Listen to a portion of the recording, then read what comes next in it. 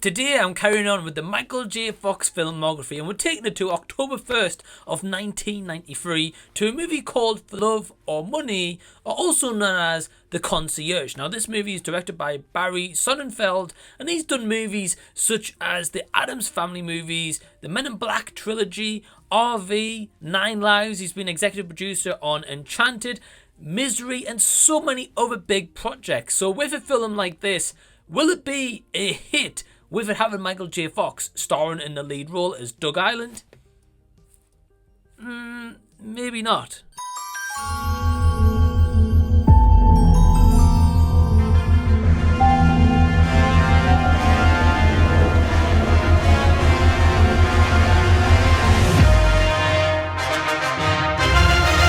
Hey everyone, what's going on? Welcome to the channel, and thank you so much for checking out this review, where today, as I say, I'm taking a trip to 1993, and so are you. So this movie, going into it, I did learn and read a little bit about it afterwards and found out that this had a 30 million budget, and as a return it made 11, so it's kind of considered like a box office bomb. I'm not too sure if this was one of the movies that was part of Michael J. Fox's Universal free movie contract. I can't quite remember, but I do know that this was a movie kind of coming off a little bit of a high run for him, and kind of where it started to slow down a little bit, and then eventually will pick back up, which we'll get into in a later filmography. So this movie stars people such as Michael J. Fox, Gabrielle Anwar, Anthony Higgins, Bob Balaban, and Michael Tucker. And the plot of the movie is all around a concierge named Doug, who works at a hotel as a concierge, and he's saving the money from what he gets off his wage and any kind of tips that he gets, because one day he wants to start a business and kind of build his own hotel as such.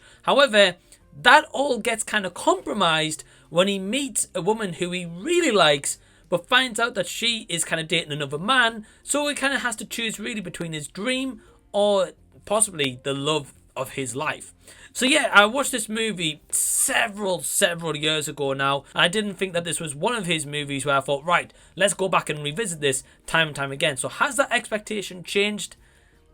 No, unfortunately not. So with this movie, I can honestly say that whilst watching it, I felt a lot of tropes here from movies of Michael J. Fox, by the way, of like say The Secret of My Success, a little bit of Doc Hollywood in here. So a couple of other of his past movies which I've covered on the channel, I felt those interactions and those kind of like plot synopses and how Michael J. Fox acts in those movies is very similar to this role of Doug Island at times. He can be a bit of a dick character, but he still has that charm and uniqueness around him where you can't help but just love the guy in whatever he does. So in this movie, I guess you can kind of say just plays Michael J. Fox in an extent. Not necessarily a bad thing, because I love that. I love Michael J. Fox, so I don't mind whatever movie he's in, whether he is the same or whether he brings something a little bit different to the role.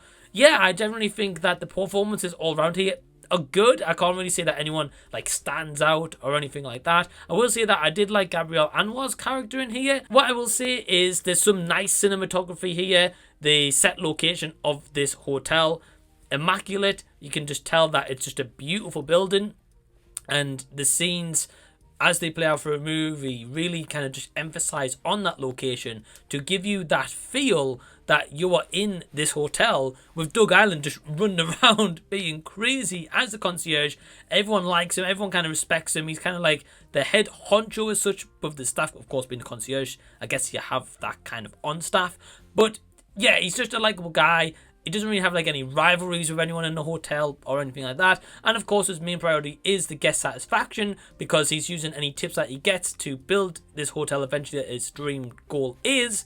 And a lot of them give him like $100 bills and stuff like that. So kind of crazy how he plays this character, but he kind of just holds it down. He holds down the fort of Doug Island. In terms of where I'd say my negatives are with this movie is I feel like there's a lot of things going on in this movie where a lot of it doesn't quite connect. So for example, Gabrielle Anwar's character here of Andy serves as a love interest of Michael J. Fox. She is seeing, kind of on the side, Anthony Higgins' character of Christian Hanover, who is a married man. So straight away you're like, well, he's married, so he's cheating on his wife as such. She plays a character where she is interested in and hoping that he's going to kind of leave his wife for her, whereas Michael J. Fox's character of Doug Island fancies her character of Andy. he wants to be with her, but he is also helping Christian as such, like covering for him or telling lies to Andy, like say if he's caught up with his wife in an like social engagement or whatever the case should be there. Michael J. Fox's character Doug Ireland is covering for him because he is kind of submitting his hotel plans to Christian because he's kind of like a millionaire as such, or at least it's posed like that in the movie. So of course he's kind of get a pressure on him where he's kind of got to help the man who likes the woman that he kind of loves. So you've got this kind of like love triangle as such, I guess, going on in a way. But then on top of that, you've got a character here called Bob Balaban, who plays Ed Drinkwater, who's kind of like a taxman from the IRS, for example. And he's saying, okay, well, you know, to Doug Ireland, how can you afford this property when you only earn this salary kind of base per year? Obviously, that doesn't include the $100 bill, tips and stuff he's kind of not declaring to the IRS.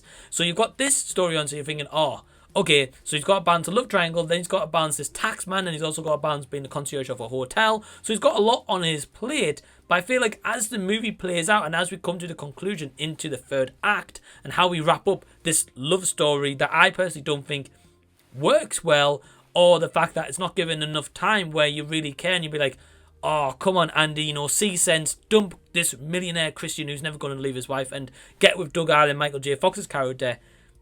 You get maybe one or two scenes where you could kind of feel that, but that's kind of it in this movie. Because I feel like also with this tax IRS kind of side story we've got here, in the end, it's kind of wrapped up in like a 5-second scene.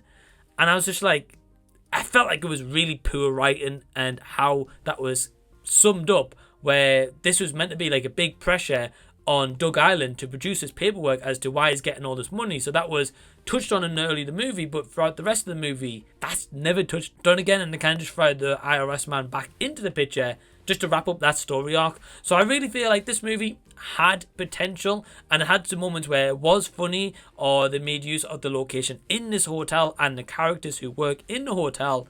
At times I think they had something going for it here, but ultimately I feel like there was too many stories going on. They don't wrap them up in a really nice, happy ending manner where you can really buy into it and you're really invested in the investment paid off at the end. And I just think overall, this is a movie where I'm kind of not surprised it tanked at the box office. So my overall score for Love or Money / The Concierge is a 2.5 out of 5. So if you've enjoyed this review, please give the video a big thumbs up and subscribe to the channel if you already haven't. Have you seen For the Love of Money / The Concierge? If you have, leave any and all comments down below and let me know what you think of this movie. Also, do you know that I also have a Patreon? Yeah, I want to give a big special shout out to all my awesome followers on Patreon who helped support me in the channel, and there's massive things coming very, very shortly. You can find a link if you want to join also down below in the description box, where you'll find all the perks that you'll get if you do join for only £2 per month. But thank you for watching this review, and until the next time I see you, I'll be seeing you later.